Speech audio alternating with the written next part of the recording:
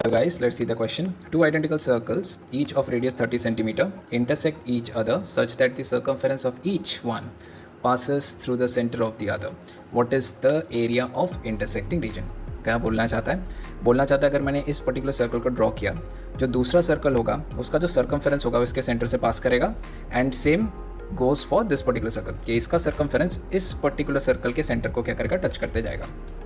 अब मेरे को क्या पूछा गया, मेरे को पूछा गया कि इस पर्टिकुलर रीजन का हमें क्या निकालना है, एरिया निकालना है, area of the intersecting reason.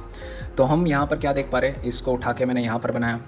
बनाने से मैंने क्या देखा, ये जो दो सेंटर है, ये जो सेंटर टू सेंटर कनेक्टर है, एक्चुअली में क्या इसके इस पर्टिकुलर सर्कल के सेंटर से ये इस पर्टिकुलर जगह पर गया, इस particular centre of the other circle में गया, बट ये एक्चुअली इस पर्टिकुलर सर्कल का तो रेडियस ही है, तो ये आर हो गया।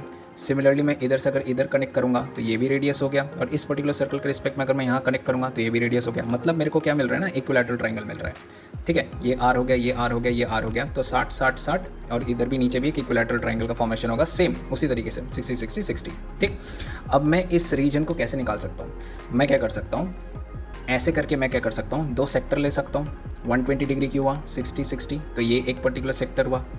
उसके बाद मैंने और एक सेक्टर को जोड़ा जो कि यहाँ से है, ये इस सेक्टर को जोड़ा।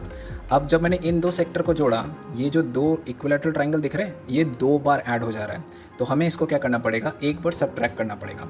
तो हमने क्या किया, इसको एक बार सब्ट्रैक्ट किया इस दो इक्विलैटरल ट्रायंगल को। ठीक, इससे हमें क्या मिल जाएगा, ये जो एरिया ऑफ द इंटरसेक्टिंग जो पार्ट है हमारा, ये हमें मिल जाएगा। तो वही हमने किया है, एरिया ऑफ शेडेड रीजन क्या हो जाएगा, यहाँ पर मैंने क्या किया, फॉर्मूला यूज़ करूँगा सेक्टर का, pi r square theta by 360 degree. तो पाई आर स्क्वायर यहाँ पर दो सेक्टर्स है, तो 120 + 120 क्या, 240 बाई 360 वो हो गया। इन दोनों का खेल हो गया, तो ये दोनों क्या हो गए, ये दोनों मिलके इस पर्टिकुलर फॉर्मूला में आ गए।